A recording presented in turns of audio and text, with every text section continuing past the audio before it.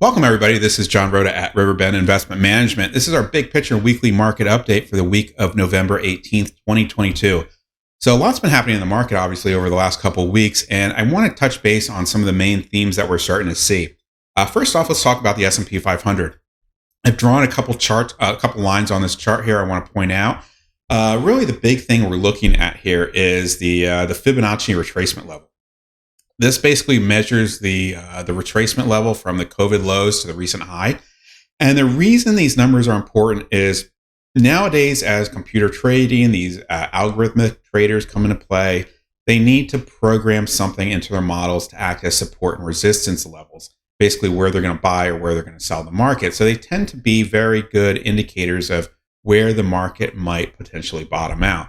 We got down to this 50% retracement level, and we saw a very aggressive reversal in the market. At the same time, we saw really momentum start to rise as well. So very positive signs that the market is starting to rise here. We do have this downward trend line, which every time we've hit this trend, we've basically turned back down. But we're seeing a couple different things this time around. We're seeing a very broad market start to come into play. We have seasonality trends coming in and a kind of a different viewpoint on the Fed. So we might be able to break above this level and have that type of Christmas rally that a lot of investors are looking for. Looking at our market strength matrix, if you remember, look at this as a stoplight where we look at green means go, red means stop. A lot of green. If you remember a couple weeks ago, we had a lot of red here across the board.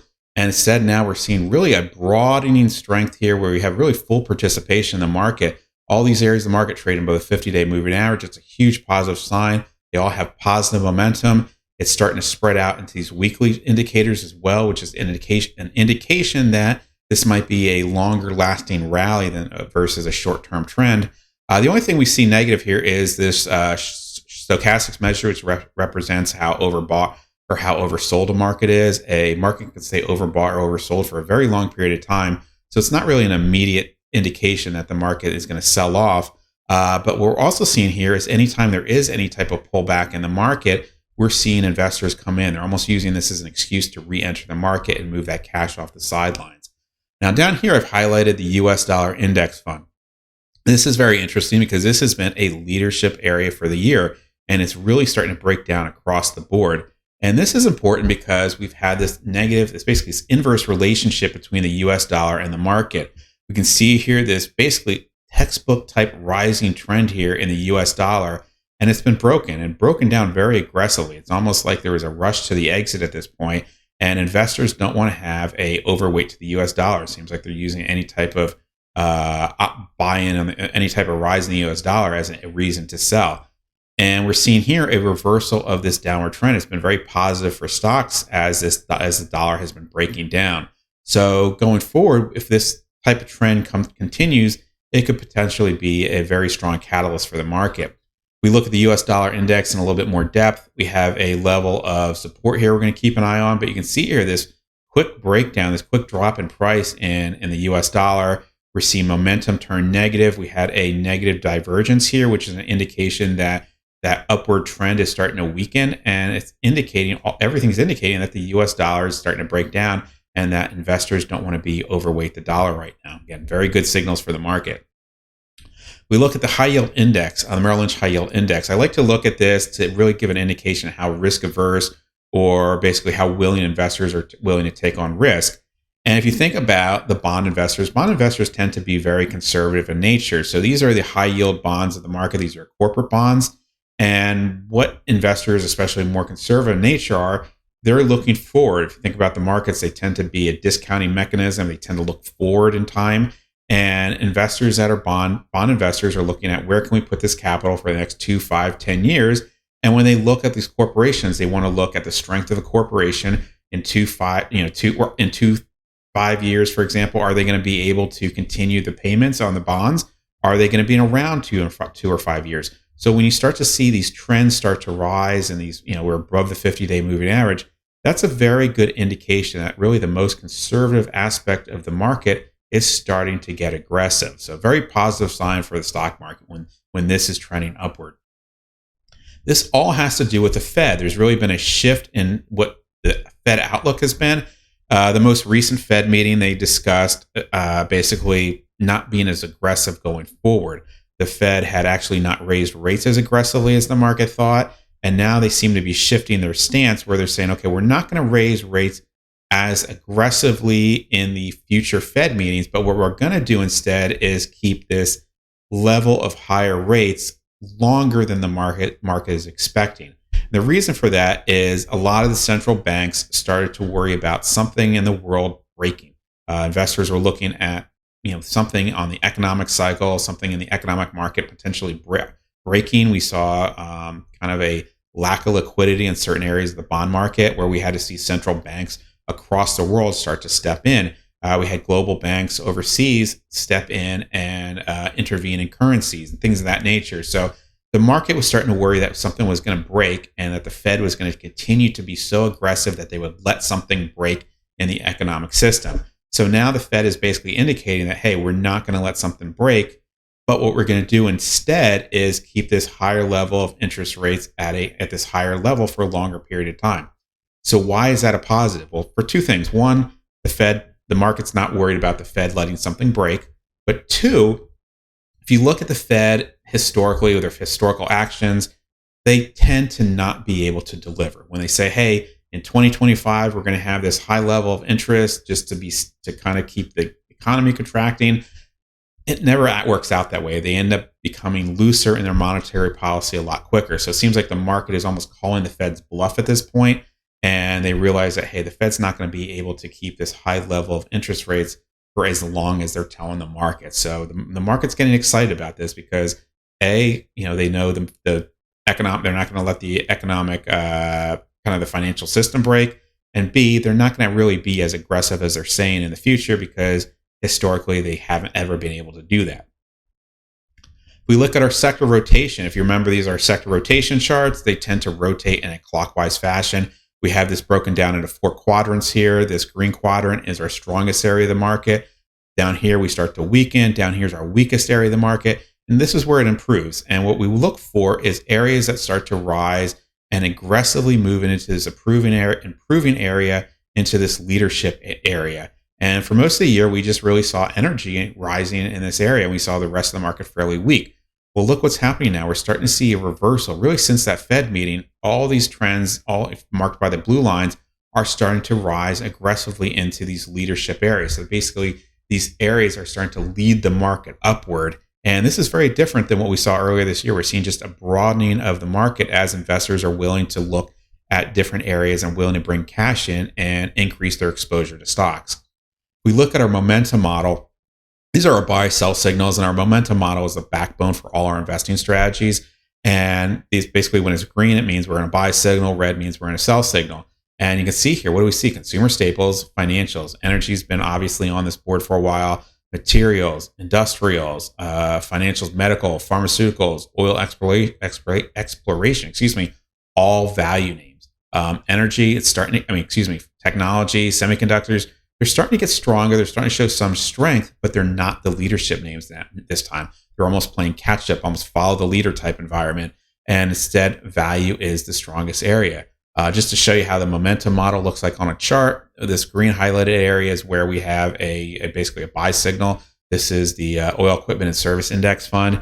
And you can see here, during these rising trends, they can be long lasting. They can last weeks, months at a time. So very good sign to see areas other than energy start to participate. And we're seeing charts like this across the board. We're starting to see basically charts like this starting to form, and just, again, that broadening of the market.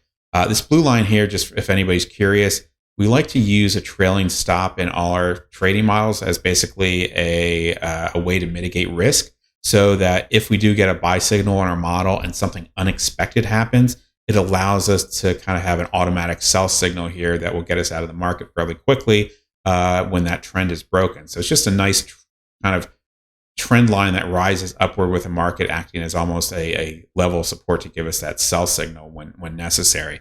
But again, if we go back here to that model, value. We broaden out to the macro level. We see gold starting to wake up. International's waking up. Dow Jones. This is interesting because the Dow Jones is skewed toward value stocks. So that's doing well. What do we see here? Dollar. Sell. Again, these other areas of the market that are more growth in nature, playing catch up. We're starting to see positive signs here, but we haven't had that true buy signal yet. But again, the market is favoring value at this point. The other thing I want to touch on, I've been talking about this for the last couple of weeks, is seasonality. Seems like that seasonality trend is starting to come into play. Typically, November and December and January are very strong months for the market. Part of the reason for that is there's an emotional component to investing. People get greedy or they get fearful of the market. And when people are happy, markets do well. As holidays come around, Christmases come around, people tend to be happy. And that tends to be a favorable aspect of the market. And that's why you see these rising trends, these good, strong months during these 2 months of the year, which tend to overlap into January. The other big component here, which I think can really put more weight on, is the 4-year presidential election cycle. This has been a surprisingly accurate indication of strength in the market for a very long period of time. And this chart goes back through really the 1950s, going back looking at all the election cycles, and it breaks it down into four years, each individual year of that 4-year presidential cycle. And what we see is this midterm cycle, year 2, which is where we are right now, tends to be the weakest point of the market, which has been true right now. And now we've just passed those midterm elections, and what we start to see is this rising trend in the market. Well, why is that? Well, as we get closer and closer to the presidential election, the big problems of the world start to get discussed. So, for example, for the financial markets right now, inflation and energy prices are a big talking point. So as we get closer and closer to the election, politicians start to bring forth ideas on how to fix things. And it kind of becomes the forefront of how are you going to fix this? And if you continue to stay in office or a new president's elected, how are you going to act on this and fix what's going on wrong with the world right now? So the market gets excited about that. Again, remember, the market's forward looking. So they get excited about what happens after that election. So again, this can be a very strong rally in the market, and it looks like that's starting to come into play again this time around.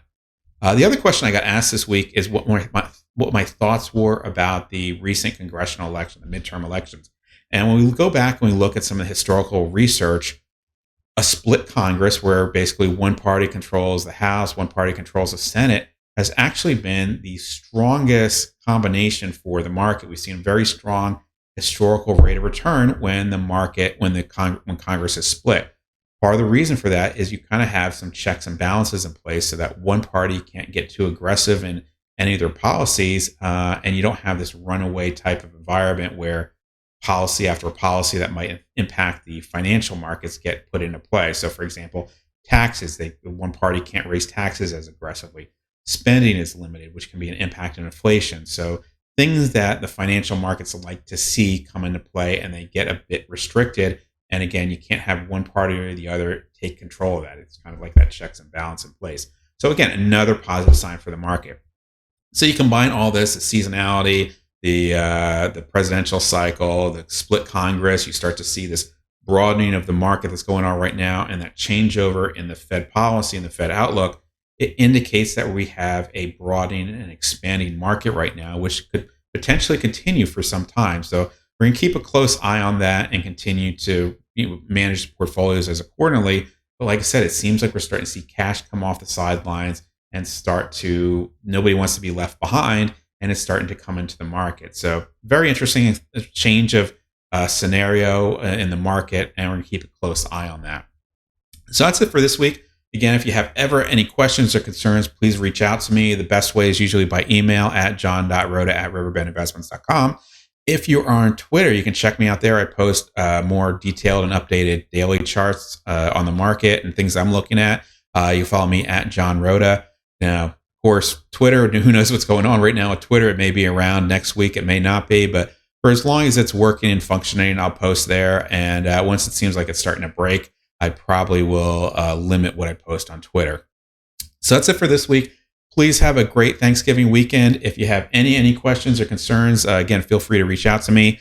There will not be an update next week because of Thanksgiving, but I will be back the week after. So thanks so much, everybody. Have a great Thanksgiving, and we'll talk soon. Bye-bye for now.